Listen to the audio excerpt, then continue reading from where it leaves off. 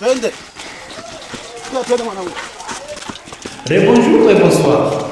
Les combattants wazalendo, ceux qui appuient l'armée congolaise, ont repris lundi l'agglomération de Kalembe. Ils ont délogé les rebelles du 23 soutenus par le Rwanda dans cette agglomération stratégique, porte d'entrée du territoire de Walikale. Sur place, nous rejoignons les porte-parole du NDCR dirigés par le général Guido Chimirai, M. Marcel Chenkoukou, qui parle d'un bilan lourd infligé au M23. Hier, après avoir délogé l'ennemi, parce que sa joie n'a été que les fautes de durée, nous l'avons délogé avec une puissance de fait hors norme, mais cette fois-là, l'ennemi a pris fuite, a fait une débandade dans 3 axes, dans 3 directions, notamment l'axe Igoula, et l'axe dans les collines à droite du côté Massissi, et encore les autres sont rentrés directement à Kashuga.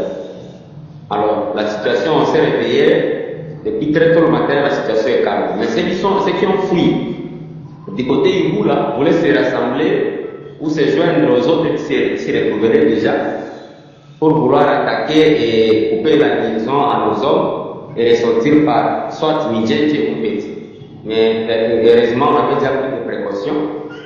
Ils ne vont pas y arriver parce que nous avons déjà envoyé les enfants ou les éléments afin d'empêcher ces débordements. Donc, à la population qui nous écoute, de se rassurer que tout d'abord, le VDP contrôle Kalembe depuis hier après-midi. Ça, c'est de 1. On donne l'assurance à tout le monde de vérifier de la manière que vous pouvez. Ça, c'est de 1. De 2, on ne va pas abandonner. De notre côté, on a eu 4 blessés. On a eu 4 blessés et nous avons perdu 2 de nos hommes qui sont tombés sur le champ d'honneur. Nous avons retrouvé plus de 47 corps de l'ennemi et nous avons demandé à la côte d'enterrer. Ce qui a montré la différence hier, dans la leçon d'hier, c'était que le commandant était le général Guidon lui-même était sur la première ligne de front et qui, en tant que commandant de tout le BDP, en tant que chef, le fait que sa présence soit sur la première ligne de front a resté le moral de tous ces éléments. Et voilà pourquoi même le front a pris une autre orientation et a pris une autre forme. Et c'est ce qui a fait de sorte que tout le monde a le moral de rester jusqu'au bout. Voilà. Pour l'heure, aucune communication du 1-23 face à cette situation. Le président de la jeunesse du groupement Kisimba dans les territoires de Walikale ajoute que depuis ce matin, les habitants vaquent librement à leur occupation. Suivons M. Samuel Kantebe. Il y a eu échange de tirs à Kalembe depuis l'avant-hier, mais pendant la journée d'hier, soit à 14 précises, les éléments de Wassalendo ont été rénovés et APCLS, ils ont fait l'offensive, ils ont récupéré encore le village de Kalembe à ma territoire de Massissi ainsi que dans le territoire de Walikale. Et après, à la situation est relativement calme, la population va régulièrement dans la zone. Et sur l'axe Igoula, il y a eu aussi échange de tirs.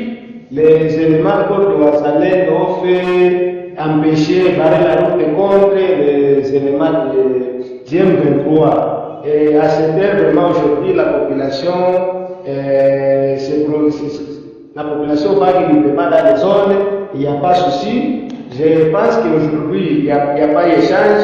Les zones là où il y a eu des tirs hier, vraiment c'est calme, il n'y a pas de souci. Vraiment, la population était contente de voir encore les Wassalendo dans les zones parce que les zones étaient déjà occupées par l'M23. Mais après récupération de la zone, la population a accueilli vraiment, ils ont accueilli leurs fils, leurs enfants de terroir, vraiment, il n'y a pas eu de souci. Suite à la reprise des combats dans l'est de la République démocratique du Congo, l'Angola, médiateur de la crise entre la RDC et le Rwanda, dit être préoccupé et accuse les rebelles du 23 des violations du cessez-le-feu. Explication avec Ben Mouima.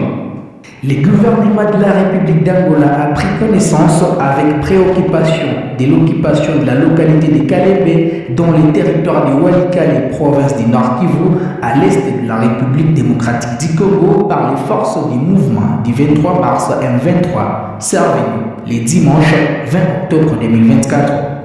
Cette action constitue une violation flagrante des principes et de l'esprit des recommandations et décisions de la réunion ministérielle du 30 juillet 2024 ainsi que du cessez-le-feu convenu entrer en vigueur à minuit le 4 août 2024, a déclaré le ministère des Relations extérieures de l'Angola dans un communiqué de presse ce mardi.